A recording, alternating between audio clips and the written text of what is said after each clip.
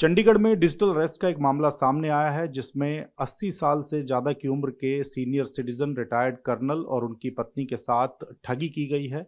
उनको एक केस का दावा करते हुए कि आपको केस में फंस जाएंगे आप और उससे बाहर निकालने के नाम पर 3 करोड़ 41 लाख रुपए ठग लिए गए हैं। हमारे साथ कर्नल DS बाजवा साहब मौजूद हैं और उनकी पत्नी हैं रणविंदर कौर जी। इनके साथ ये ठगी हुई है। सर, कब आपको फ़ोन आया था और आपको क्या कहा जब जिन लोगों ने फ़ोन किया था, कैसे उन्होंने आपको डिजिटल अरेस्ट कर लिया? ये 18 तारीख को फ़ोन आया था हुँ। और 10:30 का टाइम था। तो उन्होंने कहा कि ऐसा है कि आपके अगेंस्ट FIR निकला है बॉम्बे में, और एक मिस्टर नरेश गोयल हैं, उन्होंने बताया कि उनके साथ आपने उनके मनी लॉन्ड्रिंग करने में हेल्प किया है। तो मैंने कहा मैंने ना किसी को जानता हूँ ऐसे इस नाम के आदमी को, और ना मेरा कोई किसी और के साथ कोई भी पैसे का लेन देन कभी नहीं हुआ। मेरे ट्रांजैक्शन हमेशा बैंक से ही होते हैं। आपने कुछ चेक करना तो कर सकते हैं। तो उसके बाद फिर लगातार आपको डराते रहे केस में फँसाने के नाम पे? नहीं, वो कहते हैं कि ये सुप्रीम कोर्ट से ऑर्डर्स आए हैं हमें, जो हम इन्वेस्टिगेशन अभी कह रहे हैं, और ये उनको 7 दिन के अंदर उनको पूरा रिपोर्ट चाहिए। तो हम आपको आपके अकाउंट्स वगैरह के बारे में पता करना चाहेंगे, और वो सारे अकाउंट्स हमें बता दीजिए कौन से अकाउंट है, किसके नाम है, कितना पैसा है।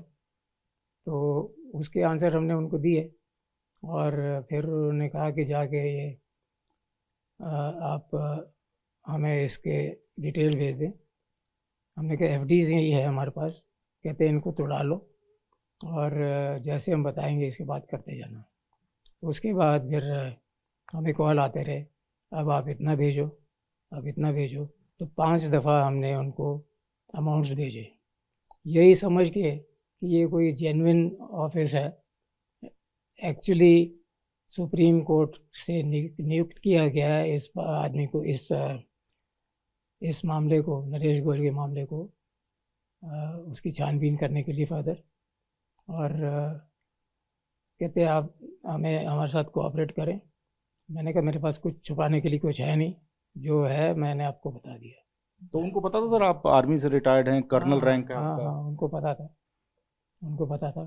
तो पैसा क्या कह के उन्होंने माँगा आपसे कि ट्रांसफ़र कर दीजिए? क्या क्या डराया था वो आपको? नहीं, वो कहते थे कि आपका पूरा पैसा निकल जाए बैंक से तो हमें पता लगेगा कि ये पैसा आपके बैंक में ही है, और आपके बैंक से ही जा रहा, जो भी जाएगा आपके बैंक से ही जाएगा। वेरीफ़ाई करने के लिए किया? वेरीफाई करने के लिए। किसी एजेंसी का नाम लिया सर? किस एजेंसी से बोल रहे हैं? पुलिस बता रहे थे, खुद को ईडी बता रहे थे, क्या बता रहे थे वो लोग? Mumbai crime branch Mumbai. Crime branch Mumbai बताया जा रहा था। रणविंदर कौर जी हमारे साथ। मैम, आपके अकाउंट से कितना पैसा उन लोगों ने लिया? 1 करोड़ 5 लाख। तो आप लोगों को क्या बताया? CBI से हैं वो लोग? हम CBI से हैं। आपका सारा पैसा वेरीफाई होएगा, RBI में भी होएगा। उसके बाद जितना क्लियर होता जाएगा उतना आपको वापस मिलता जाएगा। तो जब आपको डिजिटल अरेस्ट किया गया तो कोई वीडियो कॉल भी आ रही थी, बैकग्राउंड में क्या दिखाया गया? बैकग्राउंड में पहले तो वही बॉम्बे पुलिस, CBI वो दिखाई गई थी। एंड वाले दिन सुप्रीम कोर्ट का सीन दिखाया गया। कोर्ट रूम पूरा दिखाया गया? हाँ जी, कोर्ट। तो आपको कैसे पता लगा आपके साथ ठगी हो रही है? वो तो फिर जब हमने अपने 1-2 फ्रेंड से बात की, उन्होंने हमें बोला कि ये तो ठगी है। फिर आपने मोबाइल बंद कर दिए? फिर हमारे एक बेटे के फ्रेंड ने आके हमारे मोबाइल सारे बंद किए। तो इस दौरान जब आप 8-9 दिन डिजिटल अरेस्ट थे तो आपको क्या कहते थे वो लोग? किसी से बात नहीं करनी, ये सब भी कहा जाता था? हाँ जी, ये कहा जाता था किसी से बात नहीं करनी, किसी बताना नहीं है, और अगर थोड़ी देर भी आप बाहर नहीं जाना, और बैंक जाने का सिर्फ अलाउ करते थे, बाकी कहते थे हमें पूछ के जाना है, कहीं नहीं जाना। तो जब आप लोग बैंक गए तो वहां पर कोई पूछताछ हुई कि इतनी बड़ी रकम कहाँ आप लोग ट्रांसफर कर रहे हैं? एक बारी एक डिप्टी मैनेजर ने पूछा, तो उन्होंने हमें बोला हुआ था कि वो पूछेंगे आपसे तो आपने बोलना है कि हम प्रॉपर्टी खरीद रहे हैं। बाकी मैनेजर ने पूछा था एक दिन कि आप बड़े घबराए हुए हो, क्या बात है, उससे ज़्यादा कुछ नहीं बात हुई।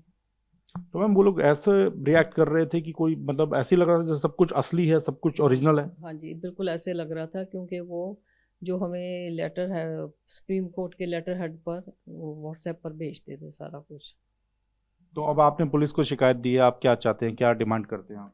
हम तो यही डिमांड करते हैं कि किसी तरह हमारा जल्दी से जल्दी पैसा रिकवर किया जाए और हमें दिया जाए। हम तो यही अपील है हमारी to the government and to the defence minister. तो चंडीगढ़ में काफ़ी सीनियर लोग हैं मैम, आप जैसे सीनियर सिटीजन, तो ऐसे धोखाधड़ी का शिकार हो, आप चाहते हैं कि अवेयरनेस किया जाए, आप लोगों को अवेयर करें, क्योंकि आप इतने टेक्नो सेवी नहीं हैं, मोबाइल फ़ोन भी ज़्यादा इस्तेमाल नहीं करते, तो आप लोगों को अवेयर किया जाए। हाँ जी, मैं तो चाहूँगी कि सबको बताया जाए और अवेयरनेस की जाए चंडीगढ़ में। सर आपके साथ जो इंसिडेंट हुआ, पुलिस इन्वेस्टिगेट कर रही है और कह रही है कि काफ़ी क्लूज उनके पास है। फ्यूचर में आप जैसे जो सीनियर सिटीजन्स हैं, आप उनको कोई मैसेज देना चाहेंगे उनके साथ इस तरह से धोखाधड़ी ना हो? मैसेज यही देना चाहेंगे सभी सीनियर सिटीजन को और आम दूसरे not senior citizen also, younger people, कि अगर कोई, पहले तो आप फ़ोन ना उठाएं अगर अननोन नंबर है, और अगर उठाएंगे तो फिर ये क्रिमिनल गैंग्स हैं जो आपसे पूछताछ शुरू करवा देंगे और आपको कहेंगे कि आप इस केस में फंसे हो, कुछ फॉल्स नैरेटिव बना के बताएंगे, और उसके बाद आप भी घबरा जाओगे और आप उनके साथ और उलझते जाओगे, और ये आपको ले जाएंगे उस हद तक जहाँ तक आपसे पैसे निकलवाएंगे। तो ऐसी कॉल आए तो लोग वेरीफाई करें पुलिस? बिल्कुल, ऐसे अगर कॉल आती है तो फर्स्ट थिंग इज़ जाके पुलिस को रिपोर्ट करो स्ट्रेट अवे। उसके बाद पुलिस संभालेगी अपने आप, पुलिस इज़ एफिशिएंट, वो अपने आप संभालेगी। साइबर क्राइम सेल को बताएंगे और अगर ज़रूरत है, और ये वही संभालेंगे फिर उसके बाद। अच्छा सर, मेरा एक आखिरी क्वेश्चन है कि जो पूरी कन्वर्सेशन हुई इसमें उनको पता था कि आप आर्मी से रिटायर्ड कर्नल हैं, तो क्या इस बात को लेके वो आपको डरा रहे थे कि आपका नाम खराब हो जाएगा, करियर आपका जो है उस पर धब्बा लग जाएगा और देशद्रोह का मुकदमा आप पर हो सकता है, आपने देश के खिलाफ काम किया, ये सब बातें भी हुई थी क्या? हाँ, उन्होंने इतना ही कहा कि आप हमारे साथ कोऑपरेट करिए, वरना आपको फिर जेल जाना पड़ेगा, इतने साल की जेल होगी और आपका नाम खराब होगा। उस तरह डराने की कोशिश की है ताकि हम उनके जो भी क्वेश्चन हैं उनको आंसर करते रहें, जो भी वो कहेंगे करने के लिए वो हम करते रहें। सिर्फ उनका डराने का तरीका था।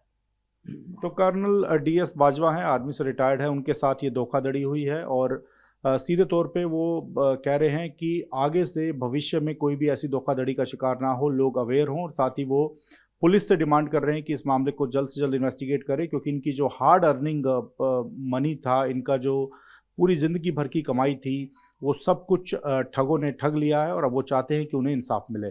चंडीगढ़ से कैमरामैन वीर सिंह के साथ मोहित मल्होत्रा, TV9 भारतवर्ष।